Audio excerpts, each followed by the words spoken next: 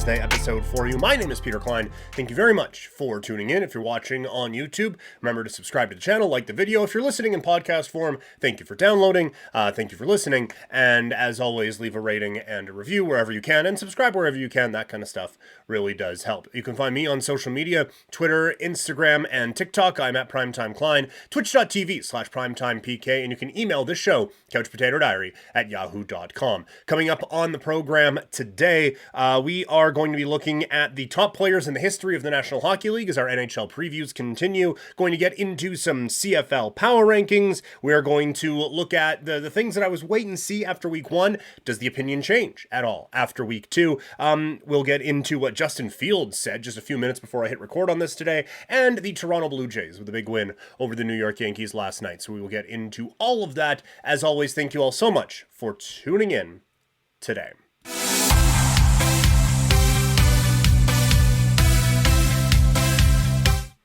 All right, let's continue our NHL preview. We previously did the top players in the NHL today, so let's just do our top 10 players in the history of the National Hockey League as it sits right now. Always some controversy around these sorts of discussions. I can't wait for the basketball one coming up in a little bit. But going to start this one off with a personal favorite of two personal favorites. Actually, my two favorite players growing up. So remarkable amounts of bias on this. Absolutely 100%. Without question, remarkable amounts of bias on here. But I'm putting Pavel Bure at 10 and Eric Lindros at 9. I think both of them really did, though, change how this game was looked at and played. Eric Lindros, the quintessential power forward. Every team wanted to have one. You had to change how you defended a little bit. And there was a stretch there where this guy was one of the most dominant players in the National Hockey League, and that line, one of the most dominant. Never really got over the hump. They do get to the Cup final that one time against the Detroit Red Wings, and then got the fuck kicked out of them. But either way, he was great. And Pavel Bure, so dynamic with what he was able to do as a hockey player. The speed that he was able to play with, the hands that he had, all of it, all the way around.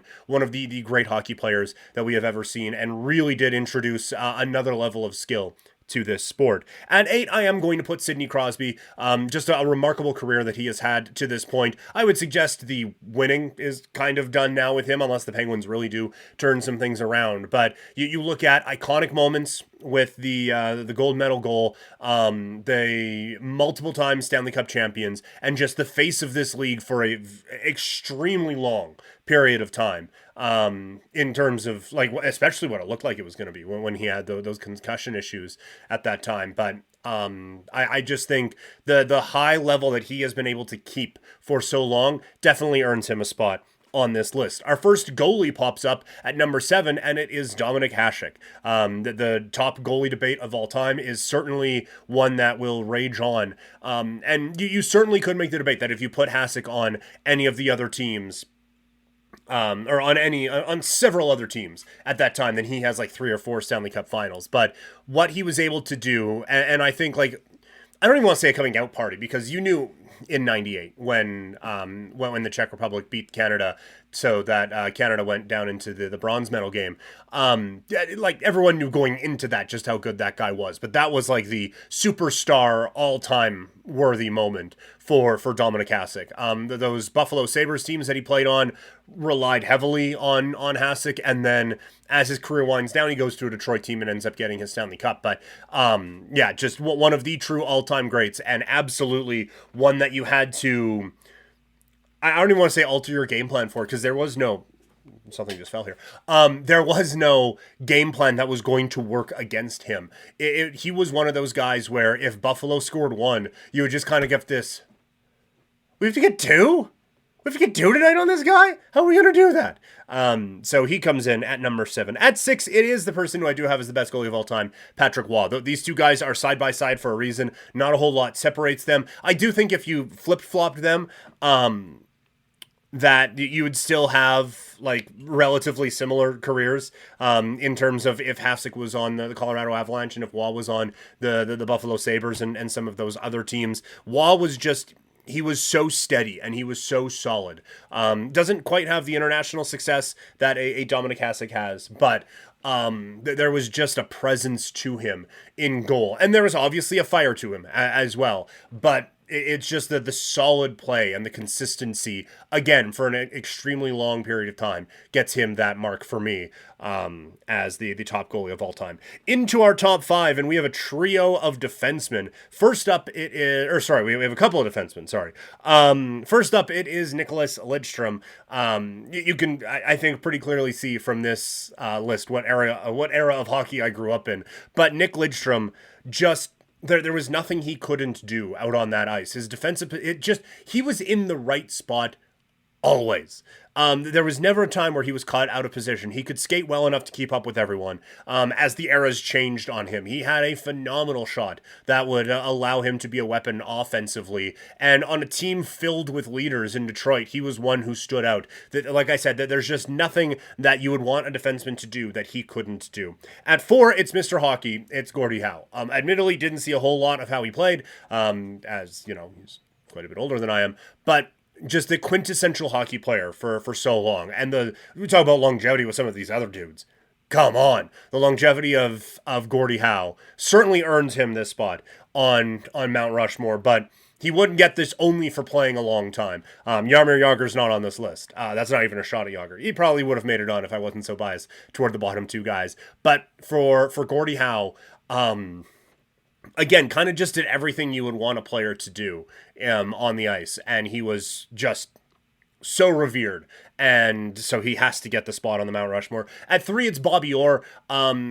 Longevity, not a strength of his, but what he was able to do while he was out there is second to none in terms of defensemen, in terms of speed and skill for that era and that time to really leave your mark on the Boston Bruins franchise in the way he did. He certainly earns the number 3 spot. At 2, it is Mario Lemieux, which means that number 1 is pretty obvious. There are a lot of people who will contend that Lemieux, because he could play a bit more of a power forward style while still elevating his teammates in the way number 1 did, certainly earns consideration for being number 1. And while I certainly don't disagree with that, look, I'm not going to spend this one degrading him so that we can talk about the other guy. Mario Lemieux was phenomenal. Again, what he could do, it looked like he could see the game in slow motion the whole time. And again, the hands exquisite. Bigger body dude for that time, so he could get to some tougher areas.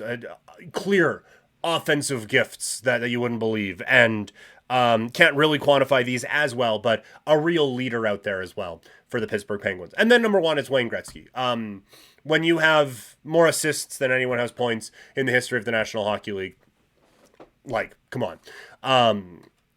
I don't even know what there is to say. Like, there isn't a whole lot that hasn't been said about him. For his time, he could play that game at a speed that very few else could. He saw the game in ways that no one else, maybe even in the history of the sport, has ever been able to see it. He had a creativity for the time that was second to none. He elevated everyone around him, and not just on his line. Like, the entire team gets elevated when Wayne Gretzky is out on the ice. Again, nothing from an offensive standpoint that he couldn't do. So he comes in as the number 1 player on this list. So that is it for the rankings portion for our NHL previews this year. Now, let's get into some football talk.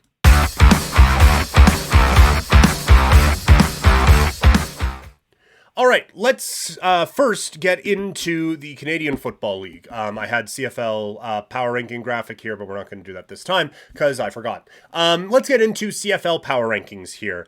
Coming in at number 9, it is the Ottawa Redblacks. Again, there are pieces I like on Ottawa. This just isn't their year. At 8, I have Calgary. They have the bye this week coming off of a loss against Edmonton. It feels like they could have lost back-to-back games against Edmonton. They're so inconsistent. And, like, again, pieces that I like, but they have not been able to put it together. There is a stretch run here that they have a real opportunity to try to make some ground on, but it feels like it's fading fast in Calgary. The team they are chasing comes in at number 7. I have Saskatchewan. It's seeming more and more like the win against Winnipeg was certainly the outlier. A really bad loss against the Bombers a couple of weeks ago in the Banjo Bowl, and now this week against Edmonton.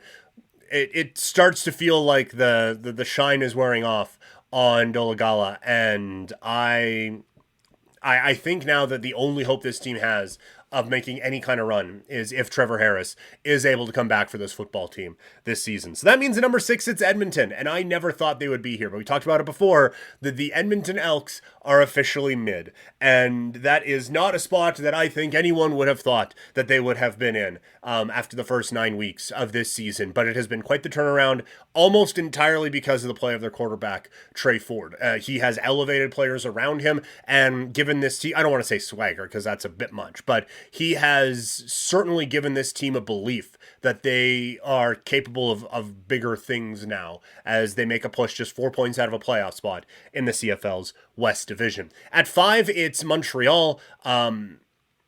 It's just because at 4 we have Hamilton, who's picked up a couple of big wins along the way. I still think Montreal is a better football team than the Hamilton Tiger Cats are, but the Ticats have come up with a couple of key victories in the last few weeks to get them really back into the discussion in the East and away from some of the discussion about the potential for any kind of crossover or anything like that. And then you have the big 3. At 3, it is Winnipeg. At 2, it is BC, which they would have dropped for sure if they were able to hold on, weren't able to come back, against the Ottawa Redblacks. And at number 1, the East Division regular season champions, the Toronto Argonauts. Those are your power rankings for this week in the CFL. Moving into the NFL, and after week 1, I had kind of divided every team, or notes from every team, I guess, into 3 categories. It was confirmation bias, it was my mind has changed, and there was some wait and see. And so now after week 2, we have another data point. Let's see if my wait and see has officially changed. We will start with Dameon Pierce. My opinion now has changed. I was high on this player coming into the year, and I still think he is a talented player, but from a fantasy football standpoint, I don't believe he's a viable option anymore. That this offense is just too bad in Houston, and the passing attack is not going to help him out. The defenses are, he is so clearly the best option they have on offense. Defenses are going to clue in on that. I just feel like this team is too bad to support Dameon Pierce. Cleveland and Cincinnati, I put both of them on there as wait and see candidates. I am worried about what's happening in Cincinnati right now. A big way that the Bengals have been able to stay relevant, even more than stay relevant. Stay relevant is actually underselling it quite a bit. But the way that the Bengals have been able to stay at the top or near the top of the AFC is because of Joe Burrow's escapability. Having a banged up calf kind of hurts that. So I think there are real reasons for concern in Cincinnati this year. And in Cleveland, I'm back into the confirmation bias. Deshaun Watson just doesn't have it. He is not that guy. He was clearly frustrated on Monday night when he shoved an official. How he's not suspended is beyond me. But they now don't have Nick Chubb for the season. But no, Deshaun Watson ain't it. He doesn't have it. Which is fine, because again, he's a noted piece of shit. And I shed no tears for what's happening with the Cleveland Browns this year. Alexander Madison, they just can't get going with him at the running back spot. And the rest of the offense is moving fine. Like, it's not gangbusters or anything like that, but it's fine. And so I think that there's reason for concern. And I think if you picked up Chandler as the backup, I think you could end up getting rewarded for that, because I think Madison's time as the bell cow back in Minnesota is coming to an end. I was waiting and seeing on the Tennessee Titans after a tough loss in week 1 against New Orleans. They bounced back with a big time win against the LA Chargers. This team isn't going to blow out many teams this year, but this is, I think that they are transitioning in a couple of young players on the fly, and I think it's kind of working. The defense needs to be a little bit better, but I am back into feeling comfortable about where Tennessee is at. New Orleans, I thought that Derek Carr was kind of washed, and so I was a little surprised they come away with a win in week 1, and that they were a team I was down on. So going into week 2, let's see what can this team actually do.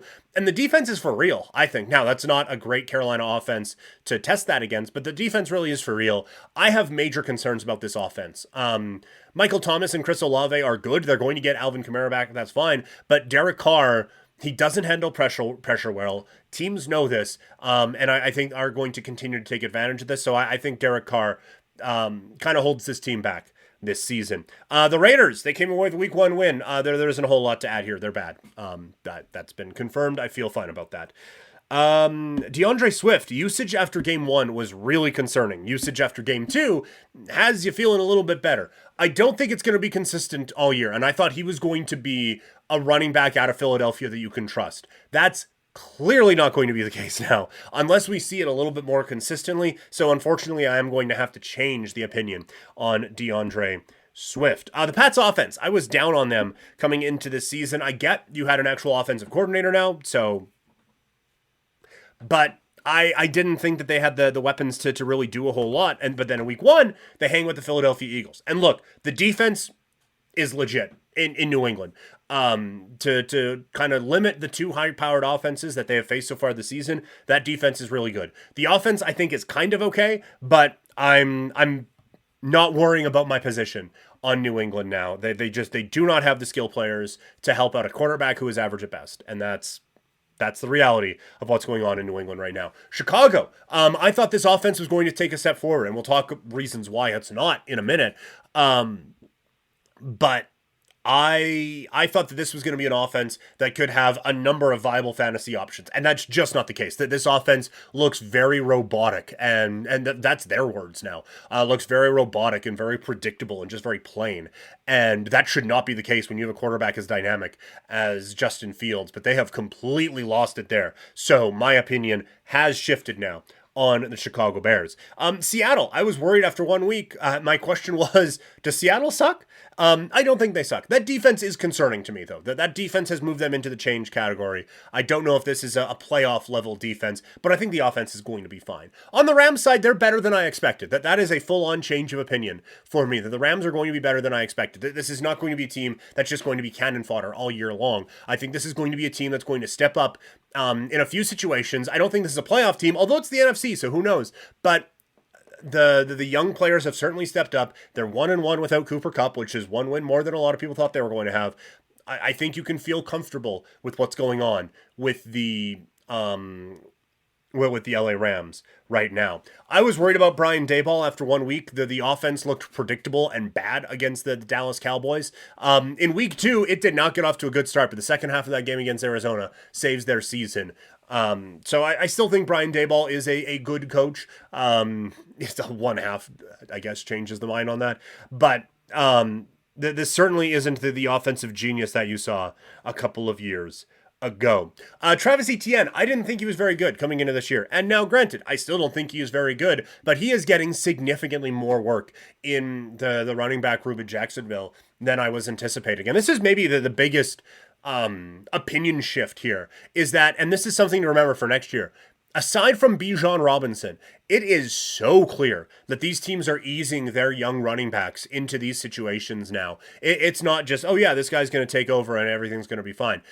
This is absolutely a time where we're going to see some young running backs eased into these roles, and so the veterans who have those roles are going to be comfortable in them, at least in the first part of the season, and Etienne falls into that. So those are some of the things I was waiting and seeing on after week one in the NFL, and a few opinions have changed after week two. The Justin Fields situation is interesting. He came out today and agreed with reporters that, yeah, the offense seems a little stale and robotic right now. And they asked him why was that, and he said coaching, which, a few things to go into there. The first, even if that's true, don't say that. Like, I get you're frustrated. I get you're upset.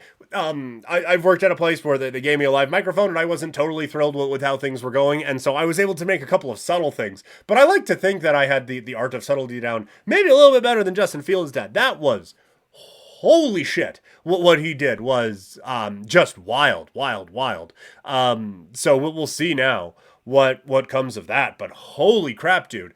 It is so clearly just borderline toxic there through 2 weeks of the season. If he feels pissed off enough to do that in a press conference. But I do think that he has reason to be pissed off. And I do think the Bears have reason to be pissed off with him. The Bears coming into the season so clearly wanted to elevate their passing game. And when you're the quarterback, that feels like you're kind of at the center of that.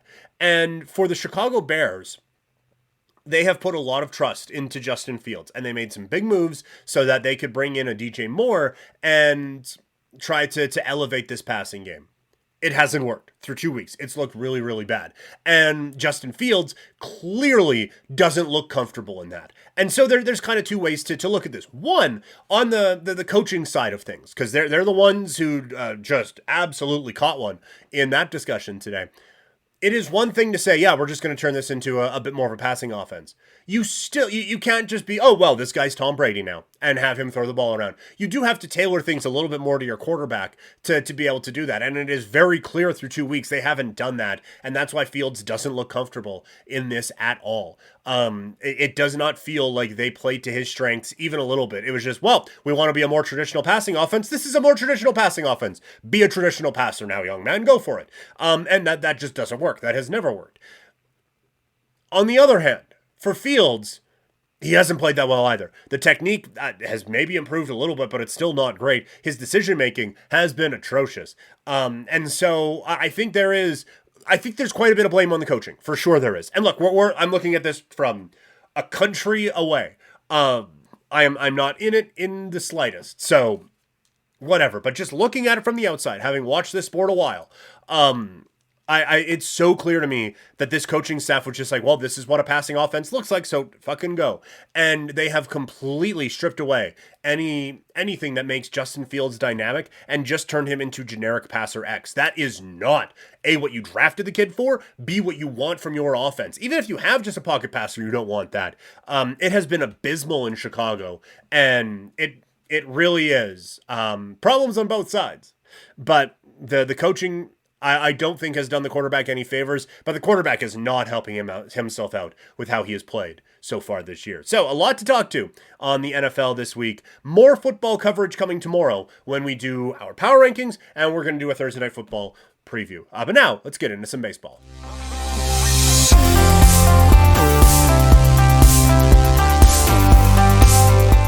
Some crazy how the Toronto Blue Jays are the second wildcard team in the American League as they pick up another win over the New York Yankees last night. Got a bit more comfortable with a home run late.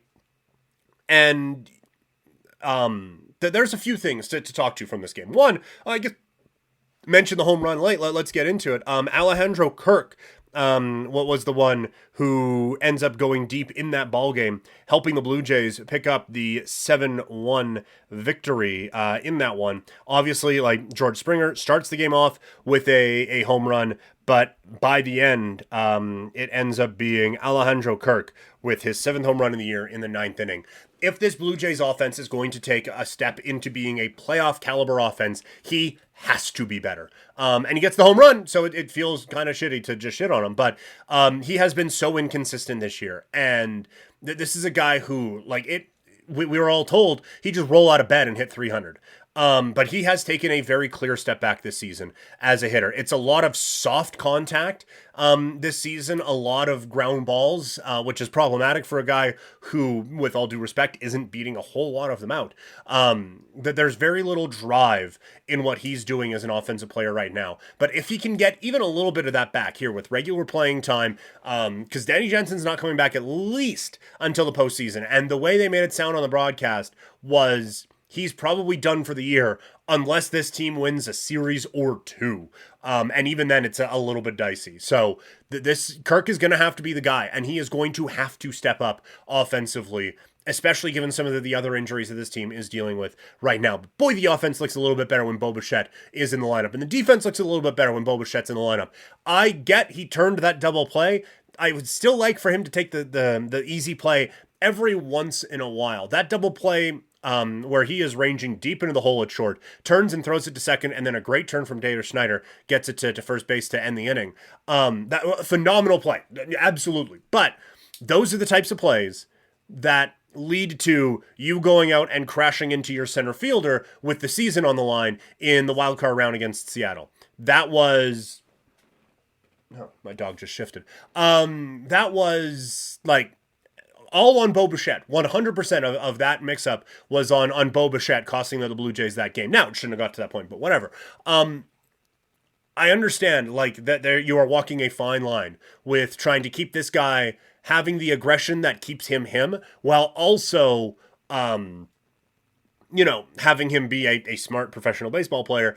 And it ended up working in this one, but with the lights bright in October, maybe it won't. So I would just like him to cool it a little bit. But boy, does he make the offense look so much better with what he is able to do, hitting to all fields, the power that he is able to provide. It lengthens the lineup, and it was a real hole that was missing, especially at the top of the Blue Jays order. Hopefully Yusei Kikuchi is all right. He comes out of this game blaming only getting 11 hours of sleep instead of 13 or 14. I'm not making that up. That is legitimately the reason that he gave for that, which is quite something. But he has been so consistent for this team out of the bullpen, as a start of this year. I was thinking the reason I stumble on that is if they want to use him as a third starter, you are comfortable with that. If he is just a playoff bullpen guy, you are comfortable with that as well. But his turnaround, him and Barrios, it is once again something that if I'm the Blue Jays, every year in free agency, I am going to high-level pitchers and be like, hey, look what we've done with these guys. We can do that with you too. It's what we talked about with the bats a little bit ago with Merrifield, Belt, and some of those guys turning things around. But Kikuchi's turnaround has been really, really fun to watch and has helped the Blue Jays get into a good spot as they continue their series with the ace on the mound, Kevin Gausman, tonight. That's going to do it for this one. Thank you all so much for tuning in. As always, if you're watching, thank you so much. Subscribe to the channel, hit like, that kind of stuff helps. Share the videos as well. I would appreciate it. If you're listening in podcast form, thank you for the download. Thank you for listening to this point. Leave a rating, leave a review, subscribe wherever you are listening and wherever you can. As always, you can get in touch with me on social media, Twitter, Instagram, and TikTok. I'm at Primetime Klein, twitch.tv/primetimepk, and you can email this show, Couch Potato Diary, at yahoo.com. Coming up on tomorrow's show, if anything wild and adventurous happens in the Blue Jays game, we'll get to that. Plus, it is your Thursday night preview and our first edition of NFL Power Rankings for the 2023 season. Thank you all so much, and I will talk to you all later.